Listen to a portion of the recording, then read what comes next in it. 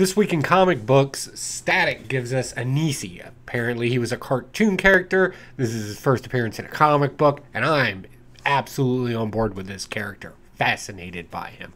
I'll tell you why.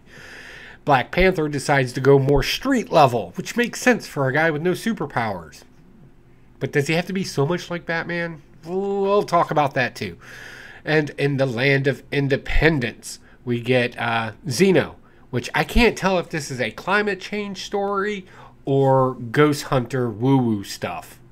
Let's break it down, that and a few other comic books. But first, let me show you about what my friends are doing over at the Comic Book Community Awards. Check this out.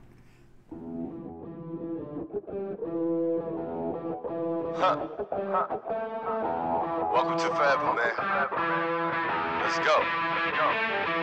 Come on. This forever. No surrender. All right, you wonderful weirdos, if you haven't yet, definitely go over to the Comic Book Community Awards.org and, give your favorite YouTuber, comic book person, guru, whoever, give them their flowers. Let them know that you care. Definitely.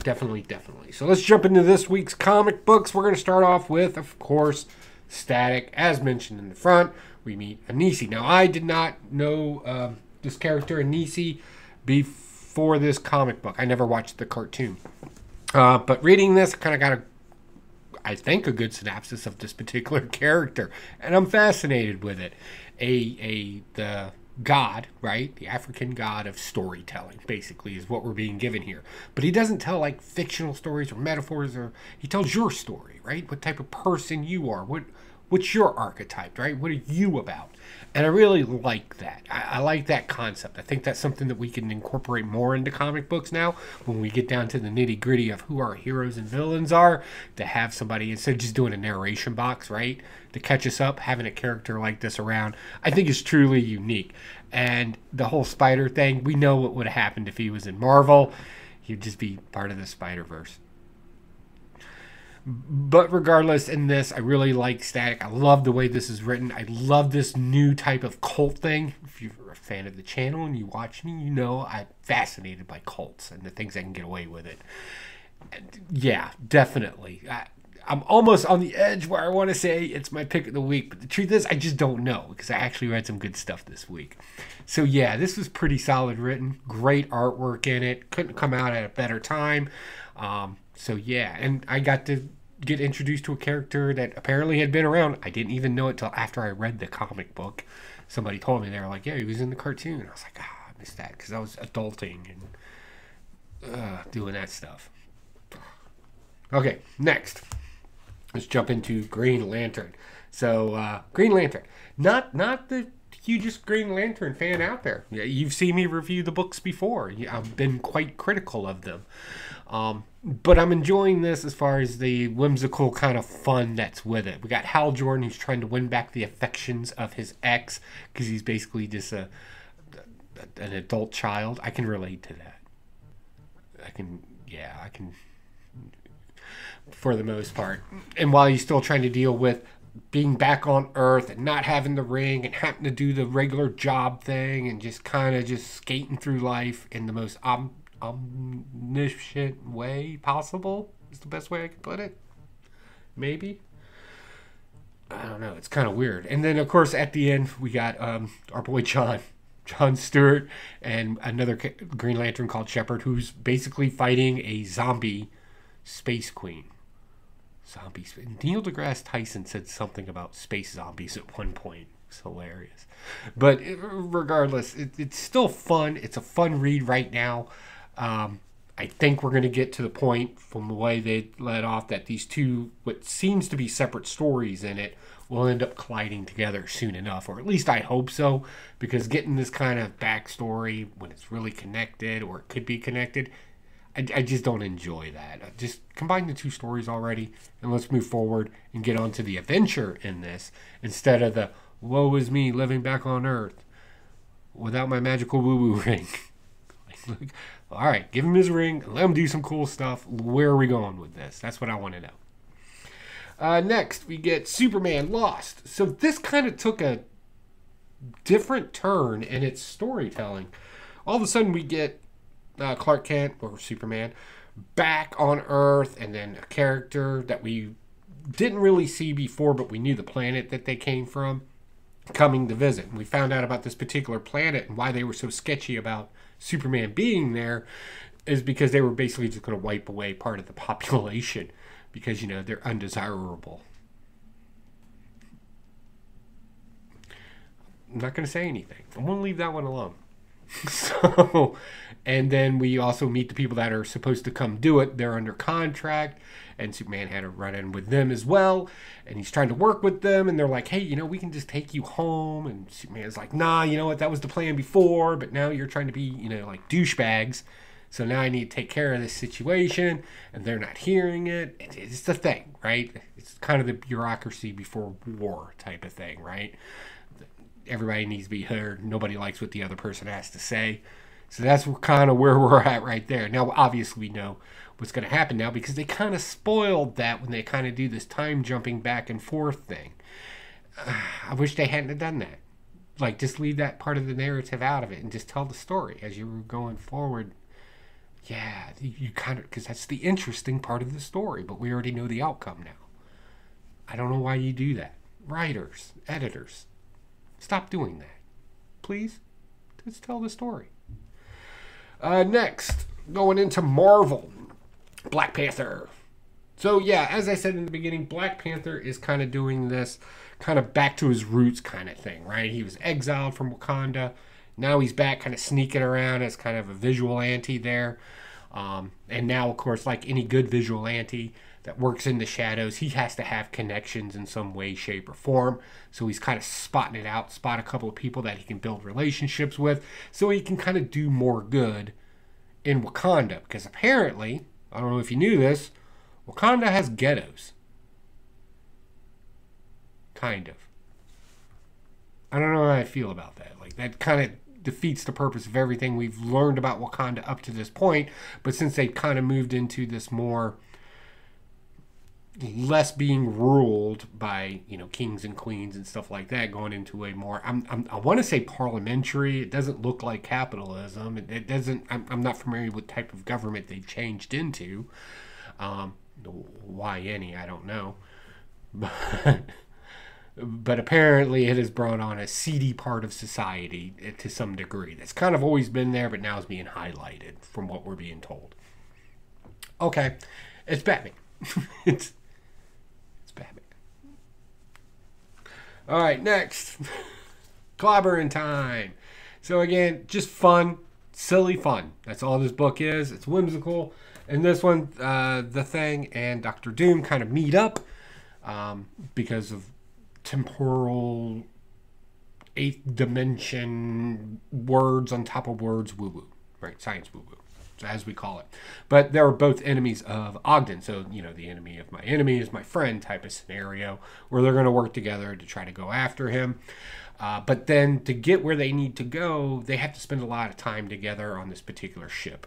And of course, it's the odd couple at that point, right? I mean, think about it, right? You got the laid back Thing, who knows that his life is just basically suffering. Then you got Dr. Doom, who literally thinks he's a living god, trying to get along in some way, shape, or form, and doing little things to annoy each other along the way until they have to obviously work together and move forward. It's just an odd couple story at the end of the day, but there was some funny bags on each other, so I enjoyed it for that. The art in it, again, it's that, I don't know how to describe it. I know it was very popular type of stylings back in the 70s. Sometimes you would see it in Mad magazines, that kind of stuff. It is what it is. Very busy, and just no empty spaces. It's just filled with stuff all the time. That can be interesting and good as long as you put interesting things in there to look for. Basically, it turns into a game, like most Marvel movies today. Just looking for Easter eggs. Forget the story. So next, Xeno. So Xeno is basically just an anthology of stories. These kind of follow the same realm as Twist and Shock and, Watch What You Ask For. You basically got 4 stories in here where people regret their decisions that they make in it. Everything from an extremely commie-hating neighbor to scientific, get your eyes and see the universe type stuff, right, to killer rabbits. So a little bit of everything in here. Not really much to report on it. It's pretty much, if you're a fan of Twilight Zone, Outer Limits, Creep Show, things along those lines, kind of in the same vein as that kind of thing here. But this is pretty interesting. I would read some more of this until I just got tired of it. Alright, so how do you do the predictable but still enjoyable? Right? That's a legitimate question. Nostalgia pills. That's how you do it. That's right. Teenage Mutant Ninja Turtles and Street Fighter. This would start just the exact way you would think, right? There's a tournament, and Bison's behind the tournament. Stockman, the guy from the scientist from Teenage Mutant Ninja Turtles, is kind of helping him. They host a tournament in Atlantic City, right? The first match is like Guile and Raphael, right? They're going to fight it out. And of course, they really want to know who wins because they're both aggressive, alpha-type males. The fight is thrown on purpose with a corrupt ref who disqualifies, just to kind of so we can get our hands on somebody and do a lot of kidnapping. For what, you may ask? I'm almost positive it has something to do with cloning, because cloning. I promise you that's it. So what's the big deal with this? It's just nostalgia pills. It's Street Fighter. It's Teenage Mutant Ninja Turtles. Clash them together and make them fight. It's not the first time this has happened in comic books. So yeah, it's just for fun and slightly interesting for the most part. That and the interactions between the characters in this is like everybody has their... I always say something to this effect when I really like something. Each one of the characters kind of has their own voice in it. Like, somebody different is talking when you read the bubbles before you even look at the page. And that is just good writing. And I think that's what's kind of contributing to this. So, yeah. I'm going to keep reading it. Just nostalgia pills. Just gobbling up my nostalgia pills. All right, next we got Haunt You to the End. So this is weird. This is weird to me. So I'm not sure... Like, climate change is a huge, like, something in this book. Like, I don't know, it's part of the narrative, it's part of the dialogue, it's like everything, right, has been destroyed because of climate change. So instead of putting a team together to fix the climate change problems and all this, no, what we're going to do is we're going to get an eccentric billionaire to put a team together to send him to a haunted island to prove that ghosts exist. That's what happened in this book. As weird as it is. And it starts off like any other action team movie, right? You get the, I need you on board because you're the skeptic, right? You're the guy, the number one guy. And she's, head of security because she's super tough and ex-military. And she's just big brain smart person. And this is the pilot. He's, a wild card. And this is when he catches a seizure because of ghost or something. I don't know.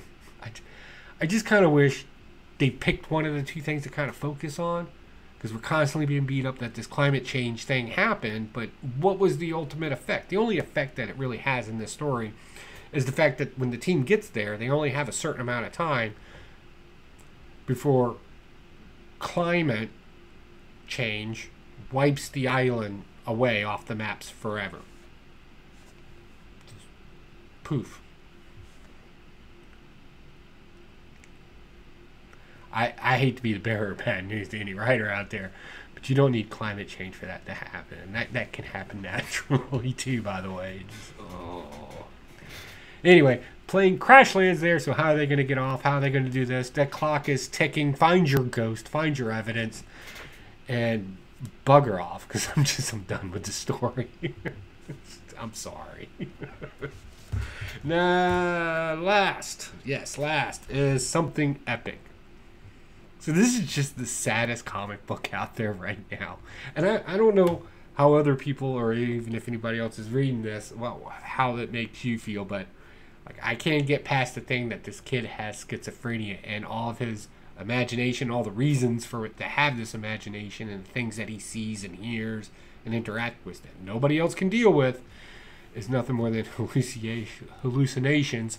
And the fact that his mother's dying of cancer at the same time, so sad. But we're being led to believe that he is truly unique in some way, shape, or form. It doesn't really explain to us why, other than the fact that he's creative. I'm not sure. This is where a little woo-woo would probably be helpful to some of us in some way, shape, or form, like some sort of ancestry, connected, like something. But we're not getting that. So oh, yeah. And it's just sad all the way through. And I'm waiting for this kid to pop. And he did kind of pop in here at one point where he did try to destroy one of his little imaginations. Apparently, not only does he hear them, right, and apparently they can hear us as well, but apparently he can engage in them, meaning causing them harm in some way, because he does kind of punch out a bully in this one.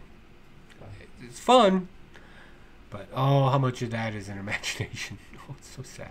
It's just, yeah, I'm sure I'm not reading it the same way other people are, so definitely let me know how you're reading it. Maybe I'm missing something here. So that's my Holler review this week. I'm keeping it short because I am leaving town tomorrow. I'm going to Heroes Con. And if you're going to be at Heroes Con, definitely tell me in Instagram. Tell me on the comments down here. I'll still have my phone and everything. We'll get some footage for a lot, because I know not everybody can go to every Comic-Con. We'll be sure to get some footage of both the YouTubers walking around. I'll do one of my montage type of things, and we'll have a little fun with it. So if there's anything in particular that you want to see in that video, definitely let me know. As long as I can show it on YouTube, I'm happy to show it to you. All right, guys, I got nothing else. I got to go pack. I'll talk to y'all later. Bye.